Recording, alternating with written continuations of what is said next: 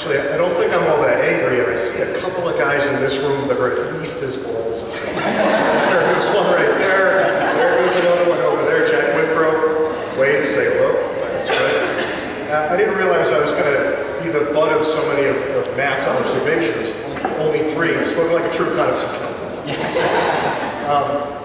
But I guess I'll take that. I like to hang out with the economists. As Matt said, I'm a political scientist. I find that by hanging out with economists, I can always be the most interesting guy in the room. And you calling Antony the blandest man in the world, that's really something. Do you realize your voice is still cracking? Cheap enough for me. So we're here to talk about Antony, of course, and we can tell that he's starting to worry about what I might say here. And actually, it's a bit of a wonder that he even made it here tonight. I did give him a call last night, and I said, Ant, would you like me to pick you up and drive you in? And he went on this long tangent about how he's already going to be in town anyway. And I thought to myself, great, this is always how it starts. And what you might not know about Ant is that he goes and he speaks at colleges around the country. And what was it, about 3-4 months ago, you were booked to speak at Hillsdale College in Michigan. And I got a text from Ant that night saying, oh my God, I'm not supposed to be at Grove City.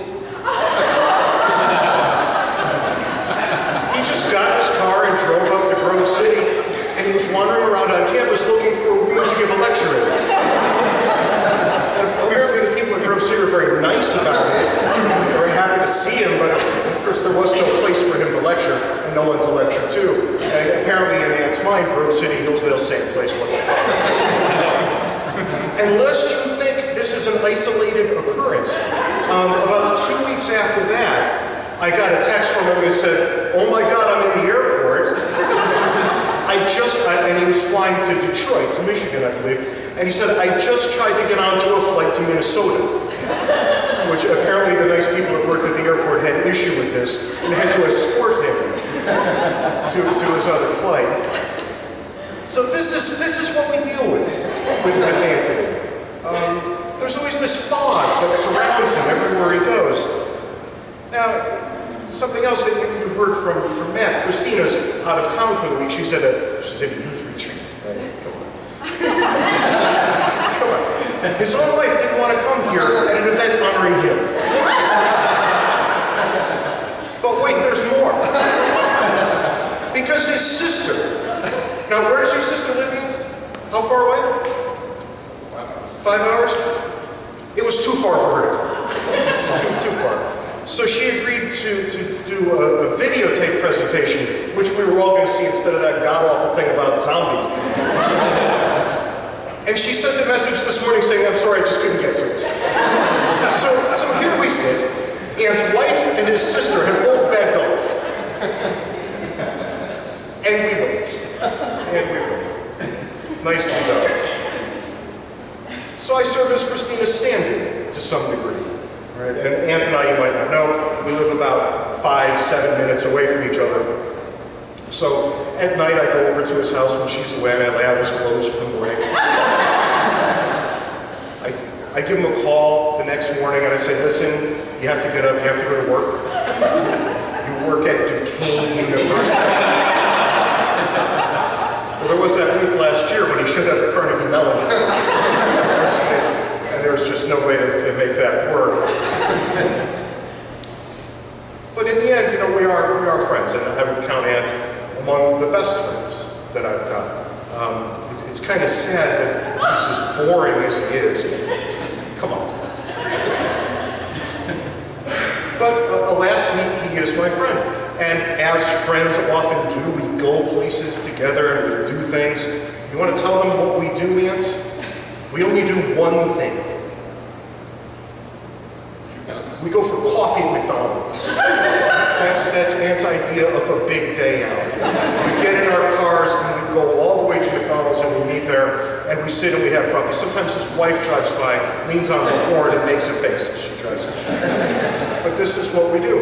And when we go to McDonald's, all we ever talk about, the only thing, matter of fact, the only thing Ant is capable of talking about, is economics.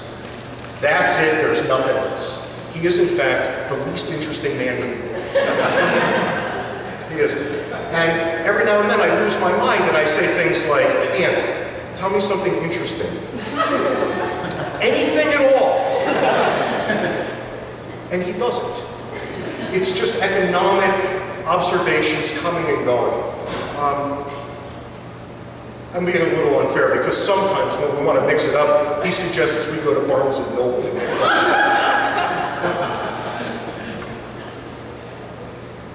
He has talked about one thing other than economics, and sadly I think Matt almost alluded to it with reference to the sword.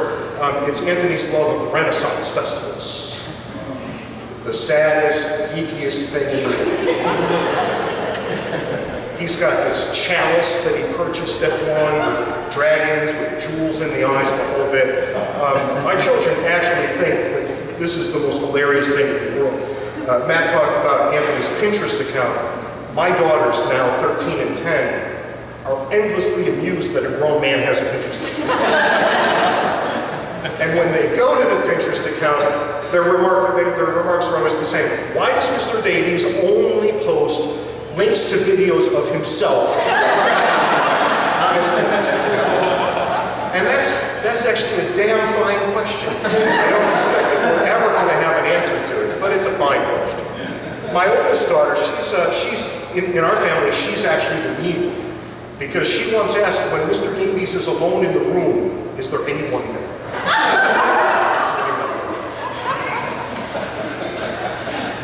We all pondered that for a while. And concluded that probably not. But of course, I'm being unfair. Yeah, he is an endless source of amusement for my children. There are 3 of them. The boy is the youngest. He doesn't care at all about this. But the girls talk about Mr. Davies at dinner literally every night. And tonight, as a matter of fact, we talked about Mr. Davies and his sister because I was so looking forward to hearing what she had to say about him. Her silence speaks volumes. But what you might not know about his sister is that she's a professor of dance.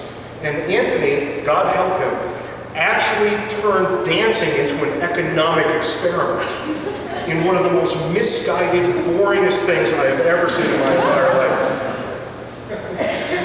I can't do it justice. You'll have to look this one up on your own. Actually, my children all do impressions of him. They do impersonations. Actually, pretty good at it, too. But maybe what we really need here is some history to understand Antony a little better. And I would like to commiserate just for a second with poor Erica, who says that Antony has undermined her education at every turn. Well, I was actually witness to this, you might recall. At the very beginning of this semester, when I was sitting in Antony's office, and Erica came walking in to take one of these god-awful oral exams. And she looked at me and she said, "So you're here to watch me fail?" And I thought that was, I don't know, kind of a dramatic pause, or we wouldn't really have to go that far. But it turns out she did fail, which means her father failed her in my presence and actually ridiculed her along the way and encouraged me to ridicule her too. So Erica, you say "like" far too much. You should stop that. And I hope you pass the exam at some point along the way. Woodrow, I've got nothing on you. But I'm glad to have learned that your name was briefly Woodrow.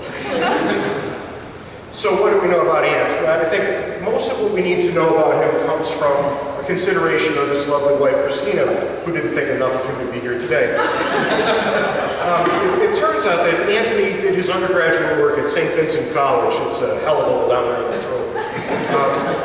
And from there, he went to the bright lights in the big city of SUNY Albany, which only you would have thought that this was a step up from Latrobe. But off he went. And he toils his way through a PhD program in Wastewood about 6 months prior to finishing.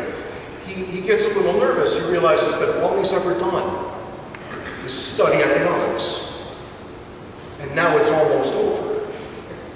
What do you do then? He became the dog that caught the car. Literally no idea what to do with this. And he thought to himself, what comes next? What could possibly come next? And he went to a friend's house, and there he met a girl named Christina. I say girl, because you're going to think that they're 18 years old or so. Yeah, these people were in their mid to late 20s. And he met Christina there, and by the end of the evening had, in all seriousness, proposed marriage to her. Idiot. Idiot. Christina, to her eternal credit, looked at him and said, "You don't get how much, do you?" Of course, he didn't. He doesn't. He never has. He never will. And somehow, some quirk of the universe, he wore her down. Wore her down over the next some months and years, and she finally agrees to marry him. She seems like an intelligent woman until you think it through. Clearly, you're the big winner here. Of course, she's not here to offer a rebuttal. And they were married. Of course, Antony, being Catholic, involved himself in Catholic family planning, and as Matt tells you, that was very successful. It yielded 6 little Davies, all bigger than I am at this point. When asked in later years, his wife was asked, "How many children do you want to have?" As she was pushing number 6 in a stroller, she looked up and said, 2. Sometimes things don't go as we plan. I once asked him how old his children were. He had no clue.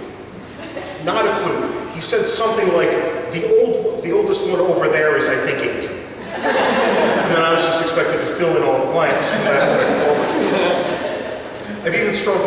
I've seen him struggle trying to remember their names, which is why he opted for this naming pattern that he brought up, majors, minors, and minis.